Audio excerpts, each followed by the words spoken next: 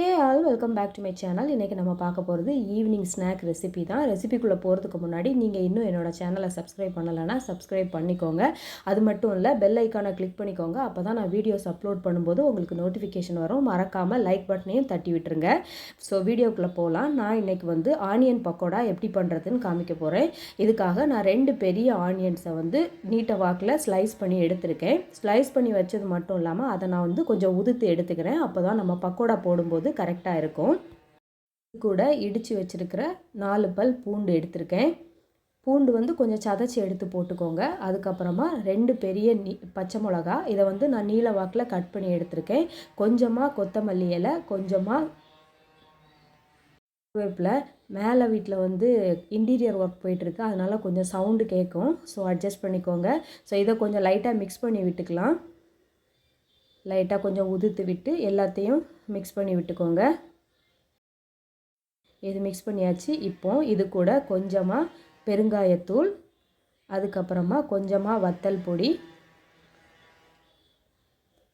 நான் 2 டீஸ்பூன் அளவுக்கு எடுத்திருக்கேன் வத்தல் பொடி. ஏன்னா வெங்காயம் பெரிய வெங்காயமாக இருந்துச்சு, அதனால் கொஞ்சமாக பெருஞ்சீரகம், அதாவது சோம்பு ஆட் பண்ணியிருக்கேன். அதுக்கப்புறம் 1/2 கப் கடலை மாவு, 1/4 கப் அரிசி மாவு, இது இவ்வளவும் ஆட் பண்ணிக்க போகிறேன். இதுக்கு கூட நம்ம சால்ட்டு இவ்வளவும் ஆட் பண்ணணும். ஆட் பண்ணி நல்லா மிக்ஸ் பண்ணணும். முதல்ல இந்த மாவு வெங்காயத்தில் நம்ம கொஞ்சம் உடச்சி விட்டதுனால, சால்ட்டும் போட்டதுனால என்ன ஆகும்னா கொஞ்சமாக தண்ணி அதிலேருந்து விட தொடங்கும். ஸோ நம்ம மிக்ஸ் பண்ணும்போது கரெக்டாக இருக்கும். கொஞ்சம் தண்ணி விட்டுருக்கிறதுனால இந்த மாவு முதல்ல கொஞ்சம் அதில் அந்த வெங்காயத்தில் கொஞ்சம் கோட் ஆகும். அதுக்கப்புறமா நம்ம எப்போ ஆயில் ஹீட் பண்ணிவிட்டு பக்கோடா போட போகிறோமோ அந்த டைமு கொஞ்சமாக தண்ணி தெளித்து இதை இன்னும் நம்ம நல்லா மிக்ஸ் பண்ணி எடுக்கணும். ஸோ இதை நல்லா உடச்சி நல்லா அமுக்கி பண்ணும்போது அதுலேருந்து அந்த தண்ணி கண்டென்ட் வெளியில் வரும்ல, அப்போது இந்த மாவு அந்த வெங்காயத்தில் பிடிக்கிறதுக்கு கரெக்டாக இருக்கும். இப்போது நான் ஒரு 1/4 கப்புக்கும் குறைவாக தண்ணி அதை கொஞ்சம் கொஞ்சமாக மிக்ஸ் பண்ணி இந்த மாவு இந்த வெங்காயத்தில் கோட் ஆகிற மாதிரி நான் பிணைஞ்சி விடுறேன். இப்படி நல்லா பண்ணி விட்டுடலாம். தண்ணி அதிகமாகிடுச்சுன்னா பஜ்ஜி மாதிரி ஆயிரும். அதுக்கப்புறம் நமக்கு பக்கோடா மாதிரி வராது. பாருங்கள், இந்த மாதிரி அழுத்தி நம்ம பண்ணும்போது தண்ணி இந்த மாவு இதில் எல்லாத்துலேயும் மிக்ஸ் ஆகி இந்த ஆனியனில் அது கொஞ்சம் ஸ்டிக் ஆகிக்கிறோம். ஸோ இதை நல்லா மிக்ஸ் பண்ணி விட்டாச்சு. நல்லா மிக்ஸ் பண்ணி விட்டுருங்க.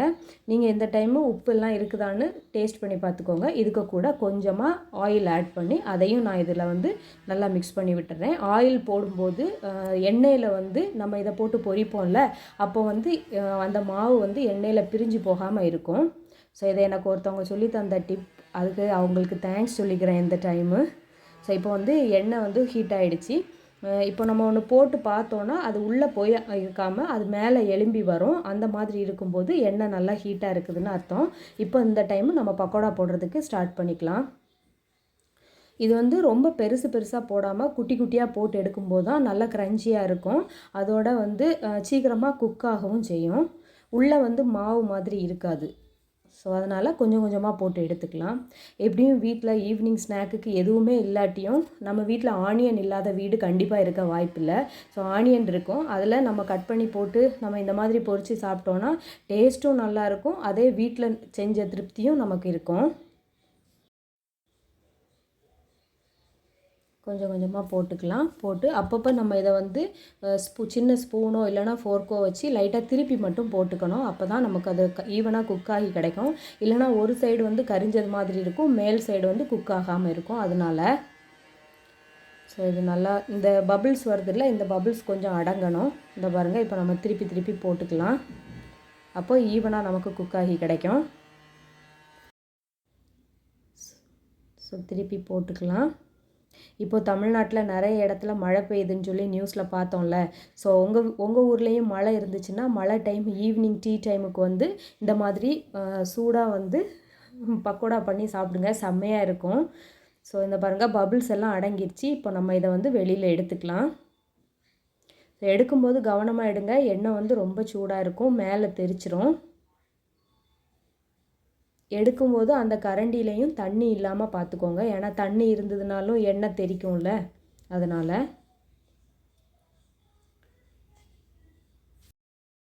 இப்போ நான் எடுத்திருந்த அந்த 2 வெங்காயத்தில் எனக்கு 3 பேட்ச் போடுற அளவுக்கு பக்கோடா வந்துச்சு.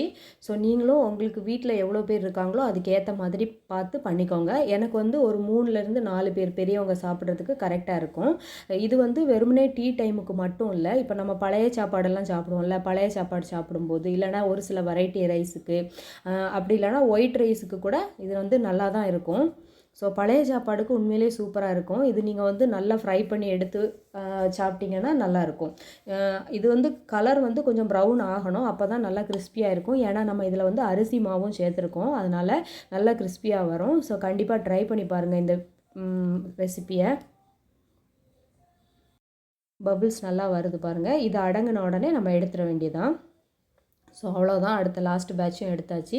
ஸோ இந்த வீடியோ உங்களுக்கு பிடிச்சிருக்கும்னு நினைக்கிறேன். பிடிச்சிருந்துச்சுன்னா கண்டிப்பாக லைக் பண்ணுங்கள். அது மட்டும் இல்லை, உங்கள் ஃப்ரெண்ட்ஸ் அண்ட் ஃபேமிலிக்கு என்னோடய வீடியோவை வந்து ஷேர் பண்ணி விடுங்க.